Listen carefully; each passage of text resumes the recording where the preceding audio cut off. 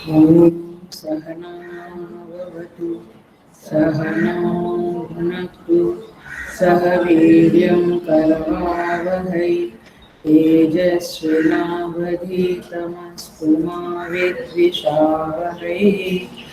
ॐ शान्ति शान्ति शान्तिः।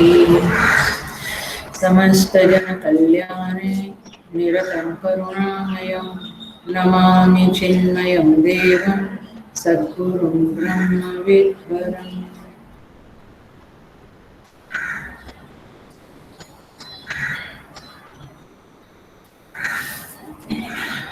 Okay, so I welcome you all sadhakas on this Shweta Shwetar online group for Swadhyaya. With great respect and great love, we will start this space. So हम पाठ chant करेंगे मंत्र का number 1 से लेके 7 मंत्र तक। हरि ओम ब्रह्मवादिनो वदन्ति किं कारणं ब्रह्म कुतस्म जाता जीवामकेन क्वच सम्प्रतिष्ठा अधिष्ठिता केन सुखेतरेषु वर्तामहे ब्रह्मविदो व्यवस्थाम् कालस्वभावो नियतिर्यदृच्छा भूतानि योनि पुरुषैति चिन्त्या संयोग येषां मत्वात्मभावात् आत्माप्यनीश सुखदुःखहेतोः ते ध्यानयोगानुगता अपश्यन् देवात्मशक्तिं स्वगुणैर्निगूढा यः कारणानि निखिलानि तानि कालात्मयुक्तान्यधितिष्ठति कः तमेकनेमिं त्रिवृतं षोडशान्तं शताधारं विंशतिप्रत्यराभिः अष्टकैषट्भिर्विश्वरूपैकपाशं त्रिमार्गभेदं द्विनिमित्तैकमोहम् पञ्चश्रोतुम्बुं पञ्चयोन्युग्रवक्त्रां पञ्चप्राणोर्मिं पञ्चबुद्ध्यादिमूलां पञ्चावर्तां पञ्चदुःखौघवेगां पञ्चाशद्भेदां पञ्चपर्वामधीमः सर्वा जीवे सर्वसंस्थे बृहन्ते अस्मिन् हंसो भ्राम्यते ब्रह्मचक्रे पृथक् आत्मानं प्रेरितारं च मत्वा दुष्टस्ततस्तेनामृतत्वमेति उद्गीतम् एतत् परमं तु ब्रह्म तस्मिन् त्रयं सुप्रतिष्ठाक्षरं च अत्रान्तरं ब्रह्मविदो विदित्वा लीना ब्रह्मणि तत्परायो विमुक्ताः।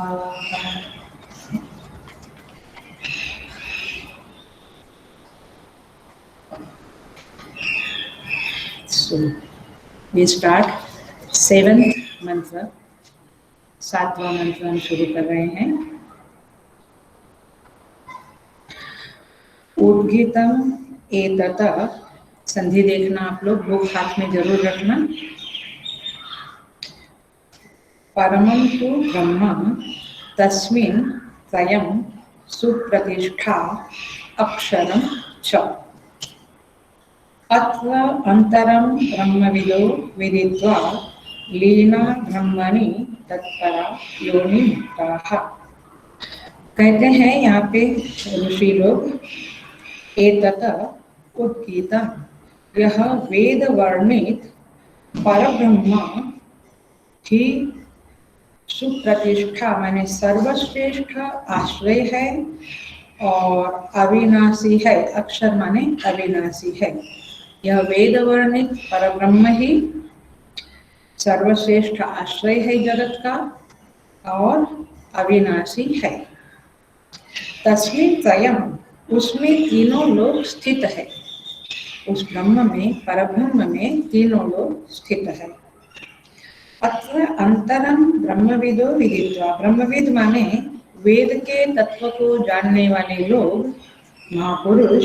अत्र, अत्र माने हृदय में, दूसरे भी अर्थ है वो भी देखेंगे। अभी मैं ईशादी उपनिषद बुक के आधार पे ट्रांसलेशन कर रही हूँ।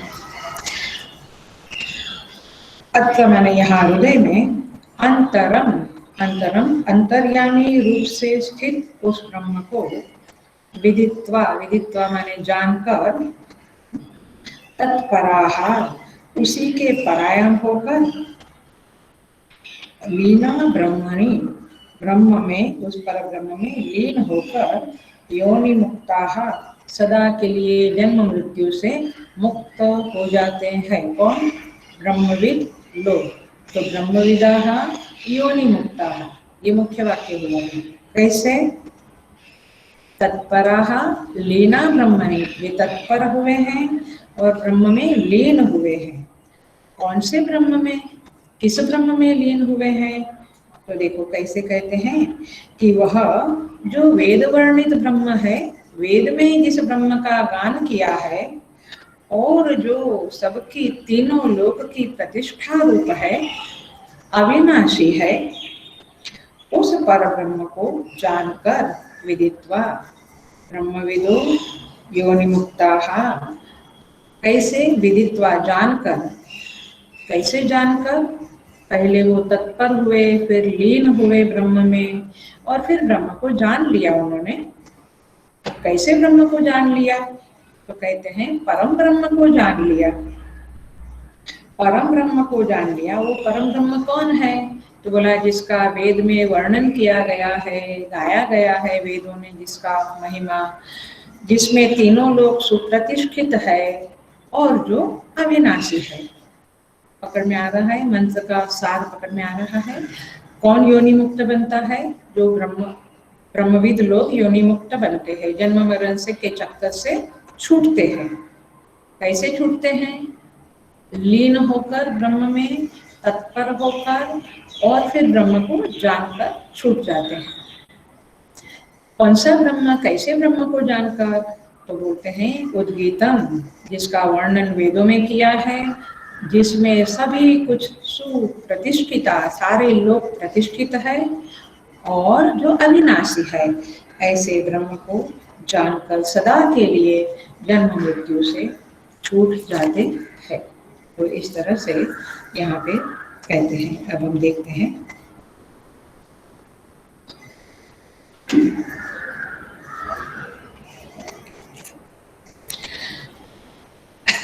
उद्गीतम। ये हमने थोड़ा सा देखा था लास्ट क्लास में, याद आया मुझे, थोड़ा सा देखा था।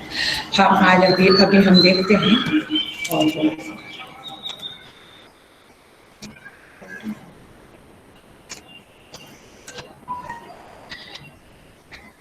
जो ब्रह्म का प्रतिपादन किया था, जो ब्रह्म का प्रतिपादन किया था, उस सगुण ब्रह्म के प्रतिपादन के बाद अब कार्य कारण निर्मुक्त ब्रह्म का प्रतिपादन करने श्रुति माता जा रही है। फिर से बोलती हूँ, पहले जो प्रतिपादन किया पिछले मंत्रों में, वो सगुण ब्रह्म का प्रतिपादन था। अब जो प्रतिपादन करने जा रही है श्रुति, वह निर्गुण निराकार शुद्ध ब्रह्म का प्रतिपादन करने जा रही है। इसको कैसे भाषा में बोलेंगे? कार्य कारण विनिर्मुक्त ब्रह्म के बारे में बताने जा रही है। कार्य क्या है? जगत। कारण क्या है? माया। जरा समझ लेना, कार्य माने जगत, कारण माने माया। अब वो निर्गुण ब्रह्म का प्रतिपादन करने जा रही है। अर्थात कैसा ब्रह्म, बहुत धीरे से जाएंगे हम, स्लोली जाएंगे, आप समझते जाना किस तरह से, क्योंकि इस मंत्र में टोटली निर्गुण ब्रह्म का प्रतिपादन होने जा रहा है। प्रपंच धर्म से अस्पृष्ट होने के कारण उस ब्रह्म को परब्रह्म कहा गया है अथवा परम ब्रह्म कहा गया है। प्रपंच के धर्म से असंस्पृष्ट होने के कारण उसे परम ब्रह्म कहा गया है। अर्थात ब्रह्म में किसी भी प्रकार के संसार के धर्मों का लवलेश भी नहीं है। जो ब्रह्म सब प्रपंच है उसे सगुण ब्रह्म कहते हैं। निष्प्रपंच ब्रह्म को निर्गुण ब्रह्म कहते हैं। और उस निर्गुण ब्रह्म की बात यहाँ पे कहने जा रही है श्रुति माता। क्लियर? सो अब कहते हैं उद्गीतम। उद्गीतम का अर्थ होता है जो कार्य कारण रूप जगत है उससे ऊपर उठा हुआ है। ऊर्ध्व है, उद्गीतम। संधि कैसे अलग होगी? उद्गीतम। तो उत माने ऊपर, ऊर्ध्व। जो समस्त वेदों से, वेदों में जो कार्य कारण रूप जगत है उससे ऊपर उठा हुआ जो वेदों में गाया हुआ है जिसका वर्णन, उस ब्रह्म की बात यहाँ पे चल रही है। उसे उद्गीतम कहते हैं। अथवा वेदों का जो शीर्ष भाग है माने वेदांत, शीर्ष भाग माने मस्तक, जो हेड कहते हैं वो हेड। शीर्ष भाग में जो वेदांत है उसमें जिसका गान किया गया है वो ब्रह्म है। वहाँ पे सगुण ब्रह्म का कम गान किया गया है, ज्यादा करके निर्गुण ब्रह्म का गान है। उस शब्द का अर्थ हम समझ रहे हैं। उत शब्द का और भी एक अर्थ है ब्रह्म के संदर्भ में, जो साधन और साध्य से ऊर्ध्व है, ऊपर है। माने साधन और साध्य से भी जो ऊपर है, अर्थात जो स्वयं नित्य सिद्ध है, जो स्वयं नित्य सिद्ध है उसे उद कहा जाता है, ऊर्ध्व कहा जाता है। सभी कार्य कारण के सार रूप जो ब्रह्म है उसे भी ऊर्ध्व कहा गया है। तो ऊर्ध्व शब्द के ये अर्थ है, माने जो which transcends the कार्य कारण, which transcends the साधन साध्य, which is the essence of all the कार्य कारण। कार्य कारण माने जगत और माया, इन सब से जो परे है लेकिन सबके धर्मों से जो असंस्पृष्ट है। आप उस ब्रह्म को ग्रास्प करने की कोशिश करें बुद्धि के द्वारा तो आपको समझेगा कि यह ब्रह्म कैसा है। ये आपके जगत में नहीं है, जगत उसमें है। आप पकड़ना, चित्त में पकड़ना थोड़ा। तो जगत जिसमें है ऐसा ये ब्रह्म उद्गीतम है।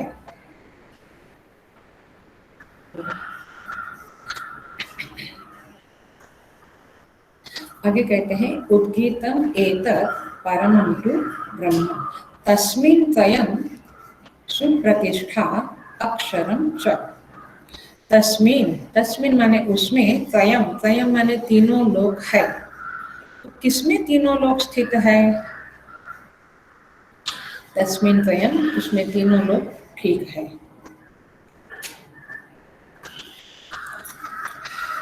यहाँ कहते हैं जो सप्रपंच ब्रह्म है, सप्रपंच ब्रह्म है उसे ईश्वर कहते हैं। और वह उस ईश्वर की बात यहाँ पे नहीं है। लेकिन जो निष्प्रपंच ब्रह्म है जिसकी सत्ता से जगत सत्तान्वित हुआ है, समझना ये मंत्र बहुत बढ़िया है। आप थोड़ा सा इंटरेस्ट लेके डीपर जाना। जिसकी सत्ता से जगत सत्तान्वित है उस निष्प्रपंच ब्रह्म की बात यहाँ पे है। और उस निष्प्रपंच ब्रह्म में तीन लोक स्थित है। पकड़ में आ रहा है? और जगत जो सत्तायुक्त, सत्तायुक्त माने पावर नहीं है, सत्ता माने एग्जिस्टेंस युक्त लगता है। हमें लगता है कि जगत जी रहा है, यहाँ पे सब लोग जी रहे हैं, एग्जिस्टेंस है सबका, मनुष्य, पशु, पक्षी, पेड़ पौधे, नदी, पहाड़, सब कुछ का। वो किसके कारण एग्जिस्टेंस मालूम पड़ता है हमें। तो जिसके कारण एग्जिस्टेंस मालूम पड़ता है, अस्तित्व मालूम पड़ता है, उसे कहते हैं सत्ता। उस सत्ता से जगत सत्तान्वित हुआ है, सत्तायुक्त हुआ है, इसलिए जगत में हमें एग्जिस्टेंस मालूम पड़ता है। तो उस निष्प्रपंच ब्रह्म को के बारे में यहाँ कहते हैं, उसमें तीनों लोग स्थित है।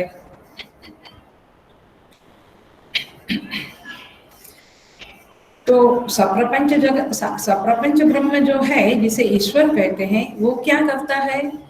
वो जगत का नियामक है। आप थोड़ा सा वेरी इंटरेस्टिंग है, जिसको अच्छा लगेगा उसको बहुत अच्छा लगेगा। जो सप्रपंच ब्रह्म है ईश्वर, वो जगत का शासक है, नियामक है। लेकिन निष्प्रपंच ब्रह्म जो है वह है, वो नियामक नहीं है। वह है जिसके कारण जगत एग्जिस्ट करता है, ऐसा महसूस होता है, ऐसा मालूम पड़ता है। ख्याल में आ रहा है दोनों का फर्क? सो इस तरह से इस निष्प्रपंच ब्रह्म से जब जगत सत्तान्वित होता है, इसका मतलब है कि जगत की अपनी कोई सत्ता है नहीं। जैसे हमने चाबी दिया तो खिलौना गोल गोल घूमने लगा, हमने चार्जिंग किया तो अथवा सिम डाला तो मोबाइल चलने लगा। तो जिसकी सत्ता से फंक्शन होता है, तो वो वास्तव में वो असत है, झूठा है। ऐसे ही मोबाइल का खोखा लेखो तो झूठा है, चार्जिंग और सिम के कारण चलने लगता है। वैसे या ट्यूबलाइट या फैन वगैरह में इलेक्ट्रिसिटी के कारण चलता है। तो पॉइंट इज दिस कि उस ब्रह्म की सत्ता से जगत सत्तावान बनता है। अदरवाइज जगत असत्य है, झूठा है, उसमें कुछ है नहीं, पोकड़ है।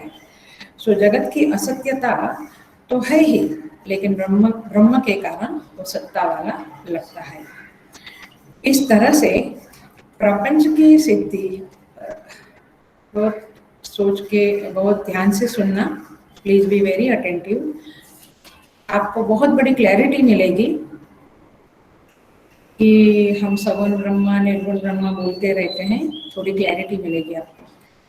तो प्रपंच की सिद्धि ब्रह्म के अधीन होने पर भी, प्रपंच की सिद्धि ब्रह्म के अधीन है, क्योंकि ब्रह्म है तो प्रपंच है, नहीं तो प्रपंच मुर्दा है, प्रपंच में कोई ताकत नहीं है।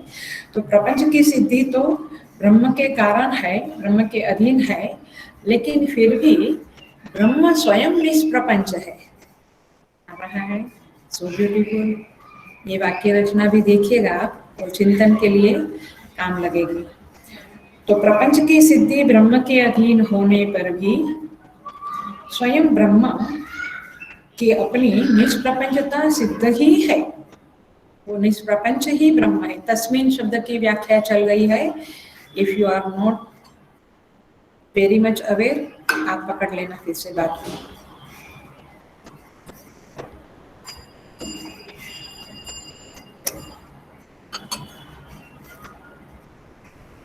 सो मिथ्या प्रपंच जो है वो क्या करता है? अविद्या दशा में ब्रह्म को ईश्वर के रूप में प्रस्तुत करता है। हेलो, थोड़ा सा बिगिनिंग में फिर इजी आएगा, बट पकड़ लो, आपको बहुत सहाय होगी। मिथ्या प्रपंच अविद्या दशा में ब्रह्म को ईश्वर के रूप में प्रस्तुत करता है, माने ईश्वर बना देता है हमारी बुद्धि में। और विद्या दशा में ज्ञान होने पर वह कल्पित प्रपंच को कल्पित ही निवृत्ति कर देता है, और तब स्वयमेव निष्प्रपंच ब्रह्म स्वयमेव प्रकाशित होता है। अच्छा, इसको शायद थोड़ा डिटेल में समझाऊं तो, तस्मिन स्वयं शब्द देख रहे हैं, खास करके तस्मिन शब्द देख रहे हैं। जैसे सुवर्ण है, गोल्ड है, उसमें अनेक अनेक प्रकार की फ्लावर एंड चंद्र सूर्य तारे ऐसे कुछ आकृतियां गढ़ते हैं जब उसका गहना बनाते हैं। तभी आखिर वो सारी जो आकृतियां हैं, नेम एंड फॉर्म है, वो किस में है? स्वर्ण में है, राइट। अच्छा, दूसरा एग्जाम्पल, स्कल्प्टर क्या बोलते हैं, शिल्पकार। वो शिल्पकार पत्थर है, माने एक पत्थर है, उसमें शिल्पकार शिल्पाकृति करता है, उसमें मनुष्य बनाते हैं एंड अनेक अनेक प्रकार के घोड़े, हाथी, पहले के जमाने की जो शिल्पाकृतियां देखेंगे तो युद्ध के प्रसंग, चैरियट, रथ वगैरह ऐसा सब दिखता है, राइट। तो वो आखिर में है क्या, वो सारी आकृतियां पत्थर ही है, पत्थर में गड़ी हुई है। Is that right? Are you getting? वैसे वैसे वैसे सारा जगत जो है, पहाड़, नदी, समुद्र, पेड़, पक्षी, पशु पक्षी, पेड़ पौधे, मनुष्य, स्त्री पुरुष, बालक, वृद्ध, सब कुछ क्या है, उस ब्रह्म में कल्पित जगत है। इसीलिए ज्ञान हो जाने पर उस कल्पित जगत की कल्पित निवृत्ति करनी पड़ती है, वास्तव में निवृत्ति नहीं होगी। कल्पित निवृत्ति होकर निष्प्रपंच ब्रह्म स्वयमेव प्रकट हो जाता है। आई थिंक इंग्लिश समझने वालों को, माने जो इंग्लिश भाषा वाले ज़्यादा है, जिनको हिंदी थोड़ा डिफिकल्ट जाता है, उनको थोड़ा डिफिकल्ट जाएगा, बट ट्राई टू अंडरस्टैंड कि कल्पित जगत की कल्पित निवृत्ति हो जाती है। जैसे स्वप्न की प्यास लगती है तो स्वप्न का जल ही पी के तृप्त हो जाता है आदमी, तो कल्पित कल्पित है ना, वैसे तो निष्प्रपंच ब्रह्म स्वयमेव प्रकाशित होता है। कब? जब ये समझ में आता है कि सारा जगत उस निष्प्रपंच ब्रह्म में अध्यस्त है, इवन सप्रपंच ब्रह्म भी उसमें अध्यस्त है, जगत उसमें अध्यस्त है। तो इस तरह से तस्मिन् त्रयम् सुप्रतिष्ठा अक्षरम च। त्रयम्, त्रयम् माने तीन। क्या तीन?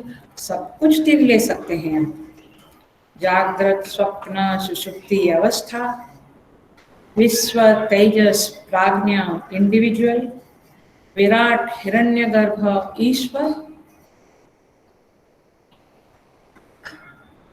जीव जगत, ईश्वर, ब्रह्मा विष्णु महेश,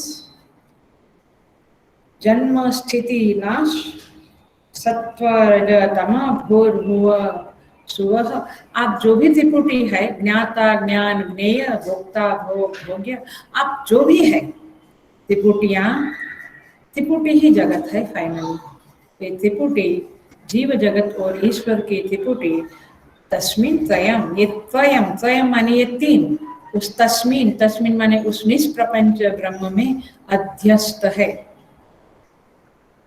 ये निष्प्रपंच ब्रह्म का जो ध्यान करना है, मेडिटेशन करना है, चिंतन करना है, तो ये मंत्र आपको बहुत उपयोगी होगा। मेडिटेशन का श्लोक है ये, मेडिटेशन का मंत्र है ये, क्योंकि उस ब्रह्म के बारे में आप चिंतन कर सकोगे।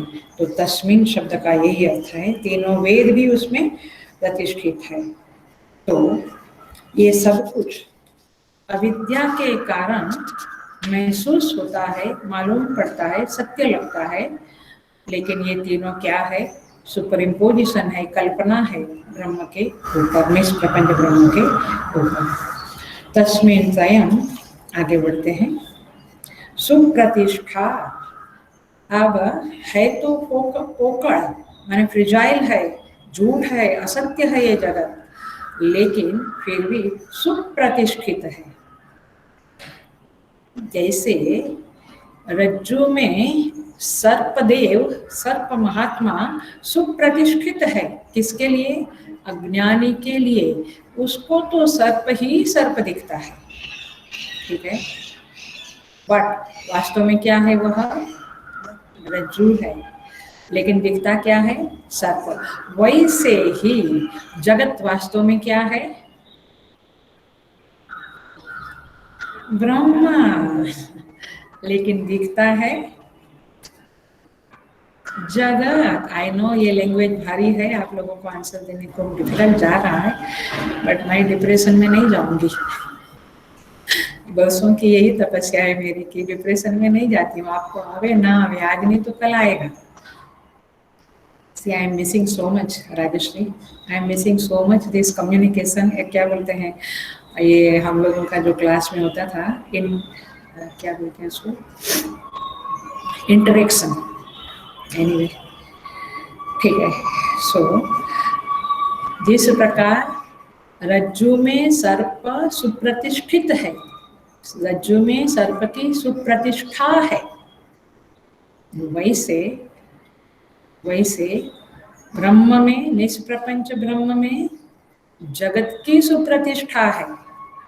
आराम से अविद्या दशा में जगत सुप्रतिष्ठित है, हमारी बुद्धि में भी. इसलिए यहाँ कहते सु माने सुष्ठु, अच्छी तरह से, तो अचल प्रतिष्ठा वाला है. इस तरह से देखिए, हम कहते कि ये जगत ब्रह्मा विष्णु महेश में प्रतिष्ठित है अथवा तो पंच महाभूत में प्रतिष्ठित है, वो सब बात ठीक है, लेकिन वे स्वयं भी इतने अचल नहीं है. केवल अचल कोई है तो निष्प्रपंच ब्रह्म है.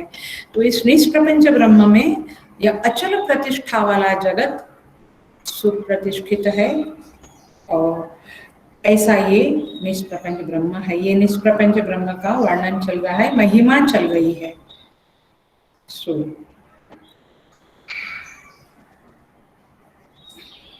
अर्थात यह जगत ब्रह्म के अधीन है. अब वेदांत की दृष्टि से देखो, भक्ति की दृष्टि से देखो, तो हम क्या कहेंगे, जगत सनाथ है, जगत के माई बाप परमात्मा है. और यहाँ वेदांत की दृष्टि से देखो तो भी यही समझता है कि ब्रह्म में जगत की प्रतिष्ठा है, माने जगत ब्रह्म के अधीन है, ब्रह्म जगत का माई बाप है, भक्ति की भाषा में. आगे बढ़ते हैं. सुप्रतिष्ठा अक्षरम च. अक्षरम शब्द का अर्थ है अविनाशी अथवा अश्नुते इति, जो सब में व्याप्त है, जो समस्त अक्षर में व्याप्त है. अक्षर माने विनाशी, अक्षर माने अविनाशी, अक्षर माने अविनाशी. यहाँ पे क्यों ऐसा कहना पड़ा कि अक्षर है, क्योंकि हमने कहा सुप्रतिष्ठा, सारा जगत उसमें आश्रित है. ओहो, तो जगत उसमें आश्रित है तो उसको कितना बोझा लगता होगा, और उसका थोड़ा थोड़ा एनर्जी डाउन होता होगा उसको आश्रय देके. ऐसा सब नहीं सोचना, वेदांत की तरह से सोचना. यहाँ पे कहते हैं कि प्रपंच का आश्रय होने पर भी उसका क्षरण नहीं होता. इतना बड़ा प्रपंच को वो अध्यस्त रूप में लेके बैठा है, लेकिन उसका कुछ भी क्षर नहीं होता. क्षर माने क्षय नहीं होता, उसका कुछ भी उसमें से एक तसु भर भी कुछ कमी नहीं होती है, तो क्षरण नहीं होता. इसलिए कहा अक्षर. क्यों नहीं होता क्षरण? मैं बहुत स्लो जा रही हूँ, लेकिन चिंतन की शैली देखना. क्योंकि जो अध्यस्त है, जो जगत प्रतीत होता है उसके ऊपर, वह जगत मायिक है, विकार युक्त है. लेकिन वो विकार मायिक होने के कारण यह ब्रह्म अविनाशी बना बैठा है. ब्रह्म में कुछ फर्क नहीं पड़ता है. सो इस तरह से जगत विनाशी है और उसका आश्रय ब्रह्म अक्षरम अविनाशी है. कहीं कहीं माया को भी अक्षर कहा है. तो माया को अक्षर कहा है तो ऐसे समझेंगे इस मंत्र को हम कि जो माया है अक्षर, और ये जगत माने कार्य कारण, ये सब कुछ उस ब्रह्म में प्रतिष्ठित है, उस ब्रह्म में आश्रय लिए हुए हैं. ऐसा ये ब्रह्म है. आया मुरली वाला और इतना शेप वाला वो है, वो सगुण ब्रह्म की भक्ति के संदर्भ में है. बट वेदांत के संदर्भ में आप देखेंगे तो ब्रह्म कैसा है, जिसमें माया भी आश्रित है, अध्यस्त है. इसलिए अक्षर शब्द का ये भी अर्थ होता है. तो यहाँ पे जगत और माया दोनों उस पर आश्रित है. तो तस्मिन् त्वयं सुप्रतिष्ठा अक्षरम च. सेकंड लाइन हम डील कर रहे हैं, आप पकड़ रहे हैं ना कि किस तरह से श्लोक की गति है. देख लेना.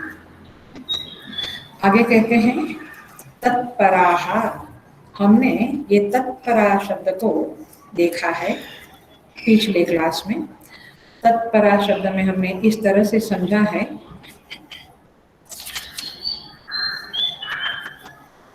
तत्परः वही परायण, उसी के परायण होता है, अर्थात उसका कर्म भी ब्रह्म को समर्पित है, उसका भोग भी ब्रह्म को समर्पित है।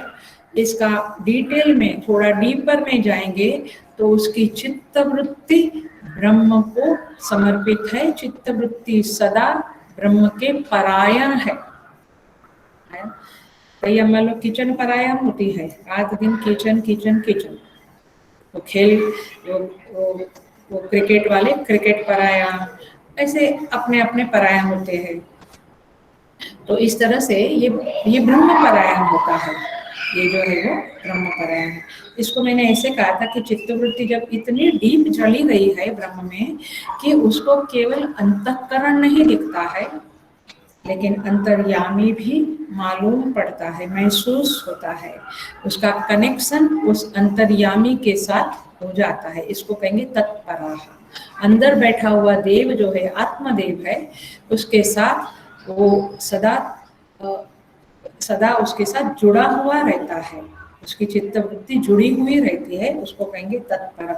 तो जब वो अंदर देखेगा तो अंतर्यामी महसूस होता है, बाहर जगत में देखेगा तो ये व्यवस्था जगत की देखते हुए अथवा जगत का ये नाटक तमाशा देखते हुए उस जगत के संचालक व्यवस्थापक को वह चिंतन में लाता है। तो चित्तवृत्ति बाहर से भी उस ब्रह्म से जुड़ जाती है और अंदर से भी जुड़ जाती है, उसको कहते हैं तत्पराः। हम नहीं कहते हैं, इसको सब जगह वही दिखता है, क्रिकेट ही दिखता है, संगीत वाले को सब जगह संगीत ही दिखेगा, उसको कहीं भी आवाज आई तो उसको लगेगा ये भोपाली राग है, ये राग है, उनको ऐसा ही लगेगा। ऐसे ये तत्परा माने परमात्मा के साथ जुड़ा हुआ। तो तत्परा शब्द का अर्थ हमने देखा। आगे कहते हैं मतलब कि ये लोग कैसे हैं, ब्रह्मविदाः तत्परा अत्र अंतरम विदित्वा। ये अंतरम विदित्वा का अर्थ होता है तो अंतर्यामी रूप से उस ब्रह्म को जान लेते हैं। When they are connected to the अंतर्यामी, वे अंतर्यामी रूप से उस ब्रह्म को जान लेते हैं, अथवा अंतरम विदित्वा का अर्थ है वो ब्रह्म में प्रवेश कर जाते हैं। ये भाषा का माने एक्सप्रेशन का ब्यूटी है। अथवा ऐसे भी समझे हम इसको कि विचार पूर्वक जब मुंज से ईशिका, वो जो क्या बोलते हैं गणपति को चढ़ाते हैं ना दुर्वा, उसका उस तरह का जो घास होता है उसको दो भाग में को काटने जैसा होता है, उसको दो भाग में अलग करके फिर उसकी आपको जब पूजा कराते हैं ना तो पुजारी लोग उंगली में वो पहनाते हैं रिंग जैसा। तो ये ईशी तो मूंज से ईशिका की तरह प्रपंच से ब्रह्म को अलग करते हैं, ब्रह्म का भेद करते हैं, वो भेद को देख लेते हैं। इसको कहेंगे अत्र अंतरम वेदित्वा। पकड़ में आया? अत्र अंतरम शब्द समझ में आया? माने अंतरम का अर्थ है भेद, भेद शब्द भी है, दूसरे अंतर्यामी शब्द से भी हम ले सकते हैं। तो भेद कर लेते माने एक बाजू जगत और एक बाजू ब्रह्म। माने आप ऐसे समझ लो कि शिल्पाकृति और वो पत्थर दोनों को भेद समझ लेना है। तो इस तरह से गहना और सुवर्ण भेद समझ लेना है। तो इस तरह से जब भेद समझ लेते हैं तो प्रपंच की असत्यता को जानकर वे लोग ब्रह्मविद लोग योनि मुक्ताः मुक्त हो जाते हैं। तो इस तरह से अत्र अंतरम विदित्वा लीना ब्रह्मणि योनि मुक्ताः। लीना ब्रह्मणि शब्द का अर्थ सुंदर है, जरा सा देखते हैं उसको, ठीक से देखते हैं। लीन होते हैं माने क्या? हम भी कहते हैं हम भगवान में लीन हो गए। आज तो ऐसा अच्छा मेडिटेशन हुआ ना कि लीन हो गए। ओके, लीन हो गए। अब देखते हैं लीन माने क्या, लीन होना माने क्या। देखिए पहले हम भक्ति की तरह से देखेंगे लीन होना माने क्या। लीन होने का मतलब है कि वृत्ति अंतर्यामी से जुड़ जाए अथवा बाहर परमात्मा से जुड़ जाए। जब जुड़ जाती है तो फिर आप निमित्त बन जाते हो। मतलब ये हुआ कि फिर आप फंक्शन नहीं करते। हम कहते हैं ना पूज्य गुरुदेव, रामकृष्ण परमहंस वगैरह जो बड़े बड़े संत हो गए, ये निमित्त है, माने they are not functioning themselves, वे परमात्मा के निमित्त बन गए होते हैं। हम जो निमित्त बनते हैं पूज्य गुरुदेव के, वो हम तो अपना ईगो को लेके निमित्त बनते हैं, बट महात्मा लोग परमात्मा के निमित्त बन जाते हैं सीधे। उसका एग्जाम्पल है, भागवत जी में आता है कि ध्रुव जब पिता माता से अपमान होकर जब वन में चले गए और नारद जी ने मंत्र दिया, फिर तपस्या करने लगे और भगवान प्रसन्न हुए। जब भगवान प्रसन्न हुए उस समय में ध्रुव को इतना समझता था कि प्रभु की स्तुति करनी चाहिए, लेकिन कैसे करनी उसको आता नहीं था। उन्होंने कैसे किया, क्या किया कि भगवान ने क्या किया कि जो शंख था वो उसके कपोल के ऊपर, उसके गाल के ऊपर स्पर्श किया तो उनके अंदर से वाणी फूट पड़ी। वो वाणी क्यों फूट पड़ी? क्योंकि उनका समस्त इंद्रिया, उनका अंतःकरण परमात्मा में लीन हो गया था। इसलिए जैसा स्पर्श हुआ उनकी वाणी खुली और वे कैसे बोले? कहते हैं अंत प्रवेश्य मम वाचमिमां प्रसुप्तां संजीवयति अखिल शक्तिधर स्वधाम्ना। कहते हैं कि मेरे अंदर जो सोई हुई वाणी थी, जो प्रसुप्त थी, वो संजीवयति, वो संजीवन हो गई, माने खुल गई। और उन्होंने फिर भगवान की स्तुति की। तात्पर्य ये है कि लीन हो गया, उसका अर्थ है चित्त वृत्ति में और कोई विषय ही नहीं रहा, परमात्मा के सिवा और कोई विषय ही नहीं रहा। अथवा जब हम कहें साधना के संदर्भ में तो विषय रहता है, लेकिन मेरा हमेशा का वाक्य, वृक्ष को देखो और उसको भी देखो। मैं पानी पीता हूँ तो मुझे लगता है पानी पीता हूँ, बट पानी उनकी कृपा से पीता हूँ, अथवा तो पानी में वो ही रहा है, बसा हुआ है। ऐसे कहीं ना कहीं से किसी न किसी तरह से उस परमात्मा का चिंतन में हमारा सबकॉन्शियस जुड़ा रहे, तब जाके हम कहेंगे कि वो हम लीन हो गए, लीना ब्रह्मणि। इसको मैं जरा सी ब्यूटीफुल एक्सप्रेशन में बोलूंगी तो ऐसे बोलूंगी, जब वह हर जगह मालूम पड़े, हर जगह हर क्षण मालूम पड़े, उसका एहसास आप कर पाए, तो कहेंगे लीना ब्रह्मणि। ये और देखना, जरा देखना, समझ लेना इस बात को। नहीं मालूम पड़ता है हर जगह, तो कहीं पर भी मालूम नहीं पड़ता है वास्तव में। ये बड़ा गहरा वाक्य बोल रही हूँ, समझे तो समझ लो आप लोग। यदि वो मालूम पड़ता है तो सब जगह मालूम पड़ेगा, यदि वो नहीं मालूम पड़ता है तो कहीं मालूम नहीं पड़ता है। ऐसा नहीं मुझे इधर मालूम पड़ता है लेकिन उधर मालूम नहीं पड़ता, ऐसा नहीं चलेगा। देन मालूम नहीं पड़ता। Are you getting the point? This is a litmus test for लीना ब्रह्मन। तो हर जगह मालूम पड़े, हर क्षण मालूम पड़े, तब तो लीना। नहीं मालूम पड़ता है यदि, तो कहीं नहीं मालूम पड़ता है। और मालूम पड़े, लैंग्वेज, ब्यूटी एक्सप्रेशन। और मालूम पड़े तो कौन सी ऐसी जगह है जहां वो मालूम ना पड़े? Hello, are you getting so beautiful? मालूम पड़े तो कौन सी जगह है जहां वो मालूम ना पड़े? इसलिए ये क्या कहेंगे, ब्लैक एंड व्हाइट वाला है। इधर मालूम पड़ता है, दुष्टों में मालूम नहीं पड़ता, सज्जनों में मालूम पड़ता है, तो आपको मालूम नहीं पड़ रहा है। समझ लो, आप भ्रांति से बाहर निकल आओ। वो जो बातें हैं सज्जनों में परमात्मा का ज्यादा वास है, वो एक व्यवहारिक तरह से बोलने में ठीक है, लेकिन वेदांत की भाषा तो बहुत धारदार है।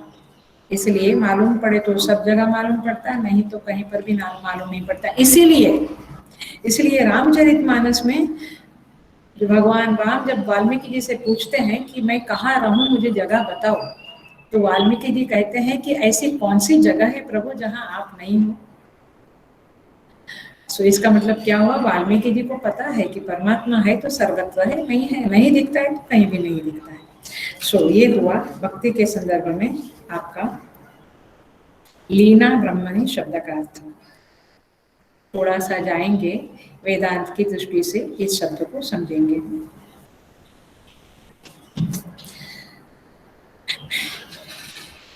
अब हम कहते हैं कि वे लीन हो गए, राइट।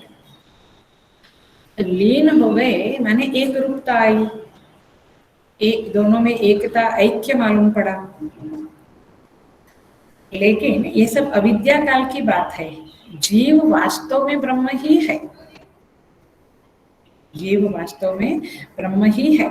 अविद्या काल में जीव अपने को अलग मानता है, फिर साधना करता है और उसमें लीन होने की कोशिश करता है। तो क्यों ऐसा होता है, भिन्न समझता है, क्योंकि आवरण उसके ऊपर चढ़ गया है, माने अविद्या का आवरण है। तो क्या आवरण है, आवरण और विक्षेप दोनों के कारण जीव को लगता है कि मैं ब्रह्म से अलग हूँ और मुझे अब ब्रह्म के साथ एक होना है, इत्यादि इत्यादि। तो क्या क्या चीज है कि कौन सा आवरण है कि उसको लगता है कि मैं भिन्न हूँ। तो 3 प्रकार के आवरण है। एक आवरण है ये कि ब्रह्म है ही नहीं, ब्रह्म है ही नहीं, ऐसी बुद्धि में आवरण कई लोगों के पड़ा होता है। हमको लगता है ऐसा तो नहीं होगा, लेकिन है ऐसे करोड़ों जीव है जो मानते नहीं है कि कोई ब्रह्म नाम की चीज है। तो ब्रह्म नहीं है एक आवरण, ब्रह्म को मैं नहीं जानता, ये दूसरा। हम लोग को भी लगता है कि हम ब्रह्म को नहीं जानते, तो दूसरा आवरण हमारी बुद्धि में पड़ा है कि ब्रह्म को हम नहीं जानते हैं। और तीसरा आवरण यह है कि ब्रह्म आनंद स्वरूप नहीं है, ब्रह्म आनंद स्वरूप नहीं है। 3 आवरण है। तो पहला आवरण जो है वो वेद पढ़ने से, शास्त्र पढ़ने से दूर होता है। शास्त्र पढ़ते पढ़ते पढ़ते पढ़ते हमें समझ में आता है कि हाँ कोई तत्व है जो इस जगत को धारण करके बैठा है, जगत जिसके ऊपर अधीन है, जो जगत को सत्ता दे रहा है, ऐसा मालूम पड़ता है। फिर जब हम वेदांत पढ़ते हैं, पहले बोला मैं शास्त्र और वेद, अब मैं बोलती हूँ वेदांत पढ़ते हैं, तो ब्रह्म को मैं नहीं जानता ऐसा नहीं लगता है। केनोपनिषद का वो है ना, अविदितात् विदितात्, तो ब्रह्म को मैं नहीं जानता ये आवरण दूर होकर मालूम पड़ता है कि अरे ब्रह्म तो मैं ही हूँ, अहम ब्रह्मास्मि, ये पता चलता है। और तीसरा जो है वो ये है कि वृत्ति जब ब्रह्म में लीन हो जाती है तो जो ब्रह्म का आनंद स्वरूप है, आनंद का जो प्रतिबिंब है वो वृत्ति में पड़ता है, और वृत्ति को समझ में आता है कि मैं ही आनंद स्वरूप हूँ। हम कहते हैं ना कि ये ज्ञानी महात्मा लोग हमेशा आनंद में रहते, क्यों? क्योंकि उन्होंने ये जान लिया कि ब्रह्म आनंद स्वरूप है, अर्थात मैं आनंद स्वरूप हूँ। तो तीसरा आवरण भी चला जाता है। कब? लीना ब्रह्मणि। तो पहले शास्त्र पढ़े तब ब्रह्म है ही नहीं ये आवरण नष्ट होगा, फिर वेदांत पढ़े तब मैं ही ब्रह्म हूँ, ये मैं ब्रह्म नहीं हूँ ये आवरण नष्ट होगा, अथवा ब्रह्म को मैं नहीं जानता ये आवरण नष्ट होगा। और तीसरा जो है ब्रह्म आनंद स्वरूप है, ये लीन होने के बाद मालूम पड़ता है कि ब्रह्म केवल आनंद स्वरूप ही है, अर्थात मैं आनंद स्वरूप हूँ। तो ये 3 आवरण जो है उसका नाम है, पहला आवरण असत्वापादक आवरण, दूसरा अभान आपादक असत्वापादक आवरण, अभान आपादक आवरण, और अनआनंद आपादक आवरण। आवरण माने ढक देना, ये जो शुद्ध स्वरूप को हमारा जिन तीनों आवरण ने ढक दिया है, ये तीनों आवरण इस तरह से दूर होंगे शास्त्र पढ़ने से और मेडिटेशन करने से। जब वृत्ति लीन होगी तब ये आवरण नष्ट होंगे। तो इस तरह से यहाँ पे लीना ब्रह्मणि शब्द का अर्थ हमने देखा। योनि मुक्ता, योनि मुक्ता शब्द का अर्थ है जन्म मरण से मुक्त हो जाना, यहाँ पे लिखा है भाष्य में, समाधि निष्ठा में स्थित हुए जन्म मरण से मुक्त हो जाते हैं। सो देखो,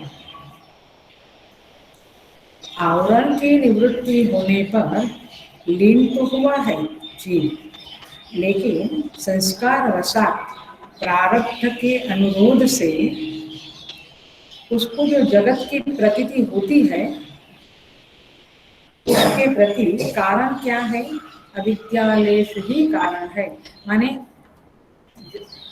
वह लीन हो गया, उसको मुक्त हो गया, माने उसको समाधि लग गई, लीन हो गया, लेकिन आवरण की निवृत्ति हो गई, तीनों आवरण की, लेकिन फिर भी जगत प्रतीत हो रहा है, उसका कारण है अविद्यालेश। तो जब अविद्यालेश से भी वो मुक्त हो जाएगा तब वास्तव में योनि मुक्ता शब्द उसको लागू पड़ेगा, माने उसको जगत भी प्रतीत नहीं होगा, उसको केवल ब्रह्म ही ब्रह्म प्रतीत होगा। ऐसे ब्रह्मविद को ब्रह्मवरिष्ठ कहा जाता है। और ये स्थिति आपको प्राप्त होती है कब?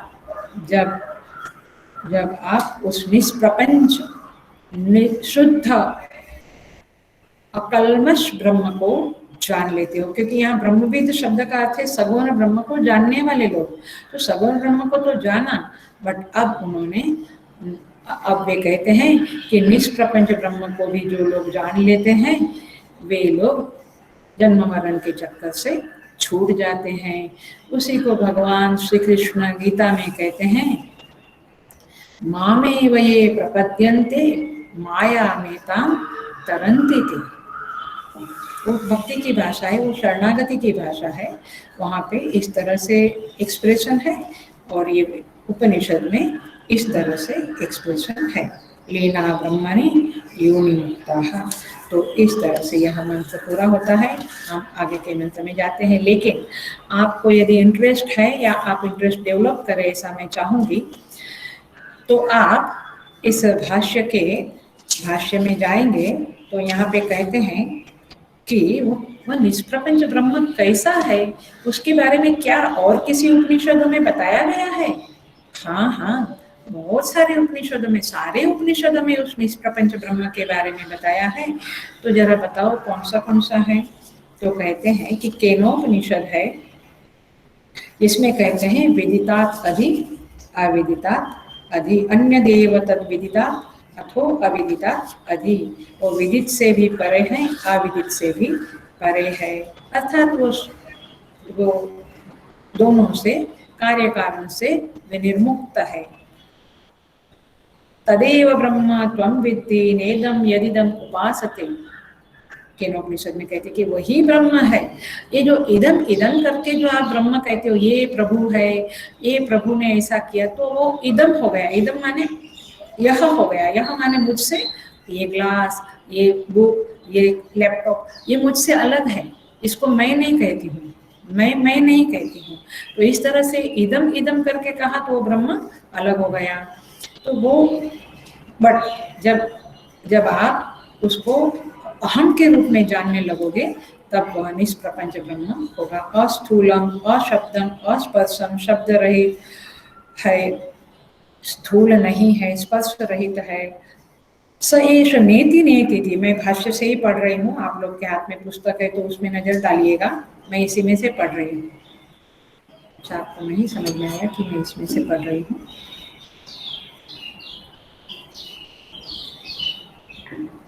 भाष्य का ही रेफरेंस करा रही हूँ मैं, आप अच्छी तरह से पढ़ना, मैं हल्का फुल्का रेफरेंस करा के आगे बढ़ जाऊंगी।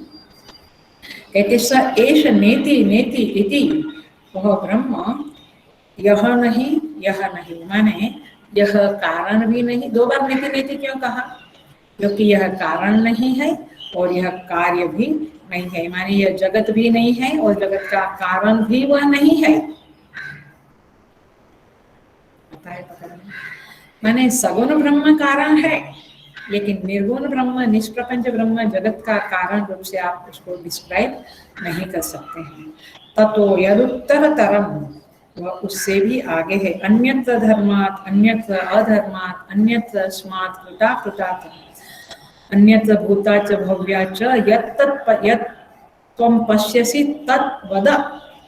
नचिकेता यमराज को कहते हैं कि जो धर्म अधर्म से परे है, कार्य कारण से परे है, भूत वर्तमान भविष्य से भी परे है, उस ब्रह्म को आप देखते हो, उसके बारे में आप मुझे बताइए। क्या ब्यूटीफुल क्वेश्चन है। वरदान मांगा तो इस तरह का वरदान मांगा, सोना चांदी नहीं मांगे। तो ये परे है, ये निष्प्रपंच ब्रह्म। आप कहते तमसः परः, वह अज्ञान से भी परे है। यत्र नान्यत् पश्यति नान्यत् शृणोति नान्यत् विजानाति स भूमा, जहाँ न अन्य कुछ देखता है, न अन्य कुछ जानता है, वह भूमा है। वह भूख प्यास शोक मोह भय वृद्धावस्था से परे है। ऐसा करके पूरा वर्णन है निष्प्रपंच ब्रह्म का भाष्य में, आप जरूर देखना, अच्छा लगेगा आपको। अच्छा लगेगा in the sense, if you are doing a meditation on Brahman, यदि आप इस तरह से करते हैं तो हेड्स ऑफ, वेरी गुड।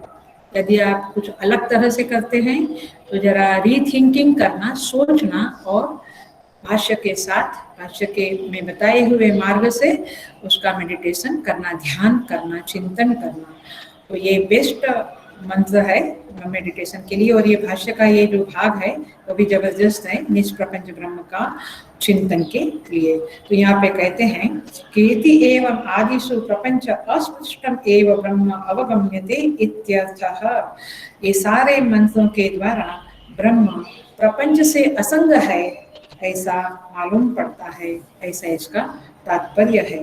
यत एवं प्रपंच धर्म रहितम ब्रह्म अतएव परमं तु ब्रह्म। भाष्य देखिए, क्योंकि इस प्रकार ब्रह्म प्रपंच के धर्मों से रहित है, इसलिए वह सर्वोत्कृष्ट है, इसलिए उसको परम ब्रह्म कहा। Are you getting? केवल ब्रह्म नहीं कहा, परम ब्रह्म कहा। तो ये परम ब्रह्म क्यों है? क्योंकि निष्प्रपंच है, प्रपंच के धर्मों से अस्पृष्ट है। तो इस तरह से यह मंत्र पूरा होता है। हम आगे के मंत्र में प्रवेश कर जाते हैं। आगे कहते हैं 8वां मंत्र, इसका जो संबंध भाष्य है वो क्या है और उसका टाइटल क्या है देखिए। वैसे काफी मेरे क्लास वालों को तो आदत है कैसे देखना है। तो टाइटल देखिए, व्यावहारिक भेद और ज्ञान द्वारा मोक्ष का प्रदर्शन। माने भेद देखते हुए भी जो ज्ञान है एकत्व का अथवा ऐक्य का, अद्वितीयता का, उसके द्वारा मोक्ष की प्राप्ति।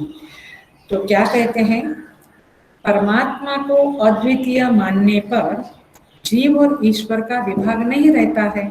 भगवान अद्वितीय है, परमेश्वर अद्वितीय है, तो फिर जीव और ईश्वर का विभाग नहीं रहता है। तो लीना ब्रह्मणि तत्परा योनि मुक्ता, ये जीवों का ब्रह्म में लय बतलाने वाली श्रुति असंगत होगी। फिर ऐसा क्यों कहते हैं, जब जीव और ब्रह्म एक है, भेद नहीं है, तो ऐसा क्यों कहते हैं लीना? तो ये अविद्या दशा में कहते हैं, ऐसा कहते हैं। ऐसी आशंका करने पर व्यवहार अवस्था में उपाधि व जीव और ईश्वर का विभाग दिखलाकर श्रुति परमात्मा के विज्ञान से अमृतत्व की प्राप्ति प्रदर्शित करती है। माने ये जो जीव और ईश्वर है, ये उपाधि के कारण उस ब्रह्म का नाम जीव और ईश्वर पड़ा है, अन्यथा वहां भेद नहीं है। तो देखिए कैसे कहती है ये श्रुति, देखना मंत्र, देखना 8वां मंत्र। संयुक्तम एतत्क्षरमक्षरं च व्यक्ताव्यक्तं भरते विश्वमीशः अनीशश्चात्मा बध्यते भोक्तृभावात् ज्ञात्वा देवं मुच्यते सर्वपाशैः। देखिए ईशावास्योपनिषद में बहुत ब्यूटीफुली उसको ट्रांसलेशन किया है। कहते हैं क्षरम अक्षरम, इसका पहले चलो मैं संधि विच्छेद करती हूँ। संयुक्तम एतत् क्षरम अक्षरम च व्यक्त अव्यक्तम भरते विश्वम ईशः अनीशः च आत्मा बध्यते भोक्तृभावात् ज्ञात्वा देवं मुच्यते सर्वपाशैः। तो कहते हैं क्षरम, क्षरम माने विनाशशील जड़ वर्ग, और अक्षरम माने अविनाशी जीवात्मा। पकड़ा आपने? ये विनाशशील माने ये जो सब दिखता है ना, पेड़ पौधे, सारा कुछ, मकान वकान, ये हमारे शरीर, ये सब क्या है? विनाशशील। तो क्षर माने विनाशशील, अक्षर माने अविनाशी जीवात्मा। तो विनाशशील जड़ वर्ग और अक्षर माने अविनाशी जीवात्मा संयुक्त, इन दोनों के संयोग से ये जगत बना है। पकड़ में आ रहा है ये बात? थोड़ा सा डिप जाएंगे, थोड़ा वृत्ति को अंतर्मुख करेंगे ना तो पकड़ में आएगा, क्योंकि खाली ऐसे सुनने से नहीं मजा आएगा। You should be grasping those things कि ये जगत कैसा है, एक विनाशशील पदार्थ है और दूसरा सारे जीव है, इवन वनस्पति भी जीव है, पर्वत में भी जीव है, गिरधर हम कहते हैं ना, गिरिधर धरण भगवान श्री कृष्ण भगवान की जय। तो गिरिराज पर्वत ये सब में जीवात्माएं हैं। सो ये विनाशशील जड़ वर्ग और अविनाशी जीवात्मा का संयोग से ये जगत बना है, राइट? केवल विनाशशील होता तो, केवल अविनाशी जीवात्मा, या केवल अविनाशी जीवात्मा होता तो भूत प्रेत ही होते खाली। लेकिन ये शरीर और ये सारे पदार्थ, भोग्य पदार्थ जो पंच महाभूत से बने हुए हमारे भोग करने के लिए जो शब्द स्पर्श रूप रस गंध बना हुआ है, ये सब अक्षर है और जो भोक्ता है वो अविनाशी जीवात्मा है।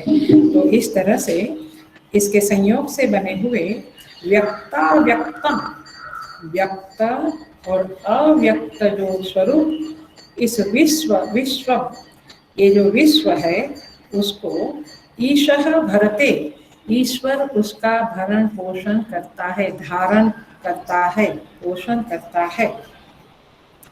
क्या कहा ये 2 लाइन में? क्षर अक्षर जो है उसका संयोग से ये जो जगत बना है, वो जगत कैसा है? व्यक्त होता है, अव्यक्त होता है, व्यक्त होता है, अव्यक्त होता है। ऐसा जो जगत है, इस जगत का, विश्व का ईशः भरते, ईश्वर भरण पोषण करता है। तीसरी लाइन में क्या कहते हैं? अनीश जो आत्मा, ये जो जीवात्मा है ये अनीश है। अनीश माने परतंत्र है, ईश नहीं, अनीश माने अस्वतंत्र है, प्रकृति के अधीन है। आई थिंक हम सब अनुभव करते हैं कि हम प्रकृति के अधीन है। हम कहते हैं कुदरत की इच्छा, ऐसे बोलते हैं ना, कुदरत की इच्छा, कुदरत जो चाहे तो प्रकृति के अधीन है। और ये जीवात्मा भोक्तृभावात माने इस जगत के विषयों का भोक्ता बने रहने के कारण, इस जगत के विषयों का भोक्ता बना रहने के कारण प्रकृति के अधीन असमर्थ होकर बध्यते, उसमें बंध जाता है। इसमें बंध जाता है, उस विषयों में बंध जाता है। और माने इन शॉर्ट ये जीव जो दयनीय है वो प्रकृति के अधीन है और वो बंधा हुआ है, कर्म और भोग से, अज्ञान से, अहंकार से बंधा हुआ है। ज्ञात्वाद एवं, लेकिन वो जब परमेश्वर को ज्ञात्वा जान लेता है तो सर्वपाशै ही मुच्यते, तब सब प्रकार के बंधनों से मुक्त हो जाता है। तो क्या वर्णन करते हैं? परमात्मा के स्वरूप का वर्णन किया है यहाँ पे। परमात्मा कैसा है, वो ब्रह्म कैसा है, ऐसा उसका वर्णन करके फिर उसको जानने का फल बताया है। तो मुख्य वाक्य क्या बना यहाँ पे? मुख्य वाक्य हमेशा देखना, देवं ज्ञात्वा मुच्यते, परमात्मा को जानकर मुक्त हो जाता है। ये मुख्य वाक्य बना। किससे मुक्त होता है? सारे पाशों से मुक्त होता है, सर्व बंधनों से मुक्त होता है। हम देखेंगे आगे चल के क्या क्या बंधन है, पाश क्या है, पाश किसे कहते हैं देखेंगे। तो सारे पाशों से, सारे बंधनों से मुक्त होता है। लेकिन है कैसा ये जीव? तो बड़ा दयनीय है, अनीश है और भोक्तृ भावात बध्यते। क्यों बंधन में आता है? क्योंकि भोक्ता भाव में रहता है, भोक्ता बनकर रहता है, ज्ञाता बनकर नहीं रहता है, माने दृष्टा बनकर नहीं रहता है। तो भोक्तृ भावात् बध्यते। तो किसको जानकर वो मुक्त होता है? तो देव को जानकर। तो देव कैसा है? तो कहते हैं क्षरम अक्षरम संयुक्तम। ये क्षर और अक्षर के संयोग से बना हुआ जो जगत है, व्यक्ताव्यक्तम, जो व्यक्त और अव्यक्त होता रहता है, उस जगत का जो भरण पोषण करता है उसको देव कहते हैं। देव किसको कहते हैं? जो इस जगत का भरण पोषण करता है उसको देव कहते हैं। कभी हमारी बुद्धि वृत्ति इस तथ्य में घुसती है क्या? इस तथ्य से जुड़ती है क्या? इस तथ्य का चिंतन करती है क्या? ये 1 घंटा तो हम कर लेते हैं, बाकी के 23 घंटा और 6 दिन माने 24 मल्टीप्लाई बाय 6, उतने घंटों में और आज के 23 घंटों में कितनी देर बुद्धि ये तथ्य को समझती है या चिंतन करती है कि इस तरह के व्यक्त और अव्यक्त जगत जो है, विनाशशील और अविनाशी जीवात्मा के संयोग से बना हुआ यह जगत है, इसका भरण पोषण यह ईशः भरते, भरते माने पोषण करते हैं, भरण पोषण करते हैं, धारण करते हैं ये जगत को, ये परमात्मा। उस परमेश्वर को जानकर मुच्यते सर्वपाशैः। कितना प्यारा मंत्र है। हम लोग ये तो सोचते हैं कि हम दुखों से, ये दुख से कब मुक्ति मिलेगी, ये दुख से कब मुक्ति मिलेगी, लेकिन मुझे लगता है कि वो टेम्पररी मुक्तियाँ मिलती जाएगी और फिर से दुख आते रहेंगे। Now the time is high time, बोलते हैं ना, कि ये सोचना शुरू करें कि सर्व पास है ही, सारे दुखों से कब मुक्ति मिलेगी प्रभु। तो आंसर तो हमारे पास आ गया है, क्या? ज्ञात्वा देवं मुच्यते, उस परमेश्वर को जानकर मुक्ति मिलेगी। लेकिन मुझे तो जानना है कि शेयर बाजार का भाव क्या है, मॉल में क्या बाय 1 गेट 1 फ्री मिल रहा है, ये सब जानने की इच्छा वाले हम देव को जानना ही मुख्य बात है। उससे ही मुक्ति मिलेगी और किसी से मुक्ति नहीं मिलेगी। हेलो ज्ञान, मैंने समझ लो मुक्ति का हेतु।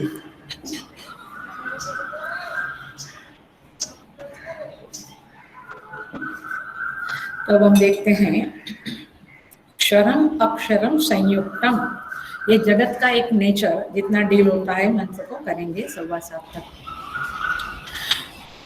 तो ये जगत का जो स्वरूप है वो कैसा है? क्षरम अक्षरम संयुक्तम, ये विनाशशील जड़ वर्ग और अविनाशी जीवात्मा के संयोग से ये जगत बना है। तो कैसा है क्षरम अक्षरम, क्या है? गीता जी को याद करें हम, श्रीमद् भगवद गीता कौन से चैप्टर में आता है? 15th चैप्टर में आता है। क्षर सर्वाणि भूतानि कूटस्थोऽक्षर उच्यते, उत्तमः पुरुषस्तन्यः परमात्मेत्युदाहृतः, यो लोकत्रयमाविश्य बिभर्त्याव्यय ईश्वरः। बिभर्ति, बिभर्ति माने पालन पोषण करता है। कैसे करता है? लोकत्रयम आविश्य, ठीक है। सो क्षर सर्वाणि भूतानि माने ये पंच महाभूत का जो भी पसारा है वो क्षर है, और कूटस्थ उसमें जो जीवात्मा है वो अक्षर है। उसी बात को और योर रेफरेंस या फिर जो चिंतन 13 चैप्टर में क्या कहते हैं? इदं शरीरम कौन्तेय क्षेत्रमित्यभिधीयते, माने शरीर को क्षेत्र कहा, माने क्षर माने क्षेत्र शब्द से का भी संबंध क्षर के साथ जाता है। तो आप कंफ्यूज नहीं होना, जो क्षर है जो विनाशशील है वही क्षेत्र कहा जाता है। और क्या कहते हैं? क्षेत्रज्ञं चापि मां विद्धि, जो जीवात्मा है वही परमात्मा है, वही ब्रह्म है।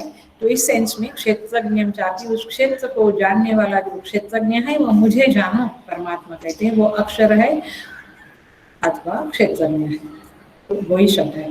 इसी को गीता के 7th चैप्टर में कहते हैं भूमिरापो नलो वायु खम मनो बुद्धिरेव च अहंकार इति यं मे भिन्ना प्रकृतिरष्टधा अपरेयमितस्त्वन्यां विद्धि प्रकृति में परां जीवभूतां महाबाहो ययेदं धार्यते जगत।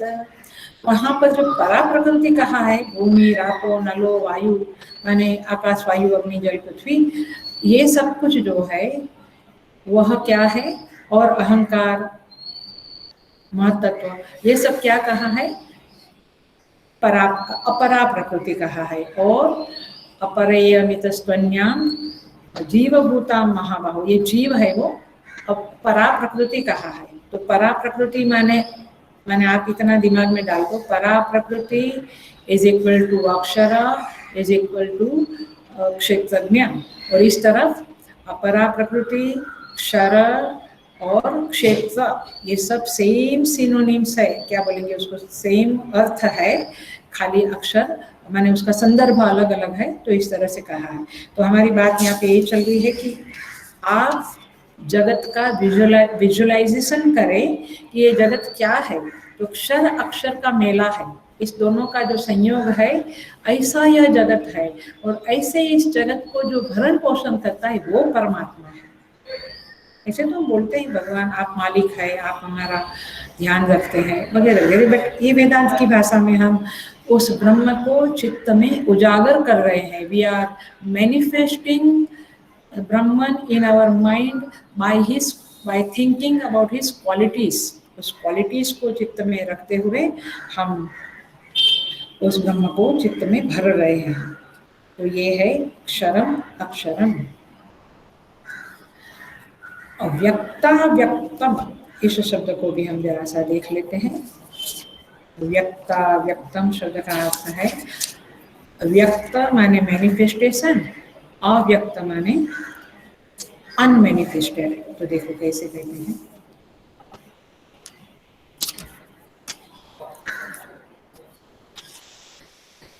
जो कभी व्यक्त रहता है और कभी अव्यक्त रहता है उसे व्यक्ता व्यक्त कहते हैं। मैनिफेस्टेशन, अनमैनिफेस्टेशन, इसका अर्थ ये है, मैंने वेदांत में जगत का माने अर्थ ये है कि वह उसका आरंभ नहीं है और उसका अंत नहीं है। 15वें अध्याय में ऊर्ध्व मूलम अधः शाखम राहुर अव्ययम, अव्ययम माने अविनाशी, ये जगत का अंत नहीं है। ऊर्ध्व मूलम अधः शाखम अश्वत्थम, अश्वत्थ रूपी ये वृक्ष है जगत, राहु अव्ययम अविनाशी, अर्थात जगत का आरंभ नहीं है और अंत नहीं है, ये पक्का करो। ओके, किसके लिए? विचार काले सब कुछ अंत है, लेकिन अविचारिक की दशा, बहुत सुंदर शब्द दिया है भाष्यकार ने वहाँ पे शांकर भाष्य में, विचार काले, बहुत सुंदर बताया है 15 चैप्टर में। सो जगत का आरंभ नहीं है माने जगत अनादि है और उसका अंत भी नहीं, केवल उसकी दो स्थितियां हैं, व्यक्त अव्यक्त, कभी मैनिफेस्ट होता है कभी अनमैनिफेस्ट। सुषुप्ति अवस्था में हमारे अंदर भी अव्यक्त है और जागृत में और स्वप्न में व्यक्त होता है, स्वप्न में सूक्ष्म दशा में, जागृत में स्थूल दशा में। व्यक्त का अर्थ होता है प्रमाणैः व्यज्यते यह स व्यक्तः, जो प्रमाण के द्वारा मैनिफेस्ट होता है, व्यज्यते माने कैसा कहेंगे, दिखता है, प्रकट होता है, उसको कहेंगे व्यज्यते। तो प्रमाण के द्वारा कोई चीज सामने आवे उसको कहेंगे व्यक्त। अभी देखो मैं लैपटॉप में देख रही हूँ, तो आंखों के द्वारा आपके रूप मुझे दिखते हैं, समझ में आता है। सपोज हमारी मीटिंग चल रही है तो हमें बाकी के रूप दिखते हैं, तो ये रूप प्रकट कैसे हुए? प्रमाण ही व्यज्यते, मेरी आंख है तो मुझे दिख रहा है, तो प्रमाण, आंख प्रमाण है, चक्षु प्रमाण है, प्रमाण के द्वारा जो दिखता है उसको कहेंगे व्यक्त। अर्थात मेरा कान माने श्रोत प्रमाण है, तो शब्द व्यज्यते, शब्द प्रकट होते हैं, नहीं तो हमें कुछ सुनाई नहीं देता है। ऐसे शब्द स्पर्श रूप रस गंध प्रकट कब होते हैं? प्रमाणों के द्वारा प्रकट होते हैं, ये पांचों इंद्रियों के द्वारा प्रकट होते हैं। तो इस तरह से जगत प्रकट होता है और जगत अव्यक्त हो जाता है। कहीं ना आप हुए फिर डूब गई दुनिया, आप नहीं तो दुनिया अव्यक्त आपके लिए। तो इस तरह से ये जो जगत है वह व्यक्त अव्यक्त होता रहता है। किसमें व्यक्त अव्यक्त होता रहता है? उस चेतना में, उस ब्रह्म में व्यक्त अव्यक्त होता रहे समूचा विश्व। और फिर व्यक्त हुआ, अव्यक्त हुआ, मतलब वो चेतन में लीन हो गया। सारे जीव सो गए, त्रिगुण की साम्यावस्था हो गई, सत्व रज तम ये समान हो गई। वो सारे जीव महाप्रलय की दशा में अव्यक्त अवस्था में चले गए। अब भागवत जी में पढ़ा है ना, जब जगत का लय हो जाता है, प्रलय आता है, तो सारे जीव उस चेतन में सो जाते हैं। त्रिगुण की साम्यावस्था हो जाती है, सत्व रज तम ये त्रिगुण शांत हो जाते हैं, तीनों साम्यावस्था में आते हैं। गुण माने क्या? जरा सा देख ले। गुण माने नित्य परतंत्रत्वात् गुणाः, जो सदा परतंत्र है। किसके परतंत्र है? गुणी के पर। अच्छा, गुणी के परतंत्र है। अच्छा, कोमलता ये क्या है? गुण है। दयालुता ये गुण है। ये गुण कहाँ रहता है? अपने आप से रहता है क्या? वो गुणी में रहता है, किसी में रहता है। कोमलता अपने आप नहीं रहती है, वो किस में रहती है? गुणी में। सत्व रजतम, अच्छा रजस किस में रहता है? व्यक्ति में रहता है। रजस अपने आप नहीं रहता है क्या? तो जो गुण है वो हमेशा गुणी में रहते हैं। तो पॉइंट इज दिस, ये सारे गुण शांत हो जाते हैं, त्रिगुण की साम्यावस्था आती है, और फिर व्यक्त होता है। जब जीवों के कर्म फलोन्मुखी होते हैं, ये वेदांत की भाषा है, जीवों के कर्म जब फलोन्मुखी होते हैं, फल देने के लिए वे कर्म परिपक्व दशा में आते हैं, उस समय में जगत की व्यक्त अवस्था पुनः आरंभ होती है। और इस तरह से सृष्टि अभिव्यक्त होती है और सृष्टि लय हो जाती है। तो ये जगत का जब जब जब सृष्टि पुनः अभिव्यक्त होती है, तो पहले महत्तत्व, फिर अहंकार, फिर पंच तन्मात्राएं, फिर सूक्ष्म पंच महाभूत, फिर पंचीकरण होकर स्थूल महाभूत, इस तरह से क्रम से सृष्टि उत्पन्न होती है और क्रम से सृष्टि लय होती है। तो इस तरह से ऐसा जो जगत है, उस जगत का मूल बात क्या है? उस जगत का भरते ईशः, उस जगत का, उस विश्व का ईश्वर भरण पोषण करता है। ऐसे क्षर अक्षर युक्त, क्षर अक्षर के संयोग से बना हुआ व्यक्त अव्यक्त जगत को जो ईश्वर भरण पोषण करता है, उस ईश्वर को जानकर ज्ञात्वा देवं सर्व पास ही मुच्यते, जीव सारे पास से मुक्त हो जाता है। अब हम देखेंगे कि वो जीव कैसा है। अनीशश्च आत्मा बध्यते भोक्तृ भावात्, ये एक टुकड़ा रह गया है, इसको नेक्स्ट क्लास में देख के हम आगे बढ़ेंगे। भगवान करे हम इस तरह से उस देव का ज्ञान प्राप्त करें, उस देव में लीन हुए, लीना ब्रह्मणि, और ऐसे आशीर्वाद की याचना करते हुए हम इस क्लास को विराम देते हैं। अगले गुरुवार को पुनः मिलेंगे। हरि ओम। पूर्णमदः पूर्णमिदं पूर्णात् पूर्णमुदच्यते पूर्णस्य पूर्णमादाय पूर्णमेवावशिष्यते। ओम शांति शांति शांति। हरि ओम। श्री गुरुभ्यो नमः। हरि ओम।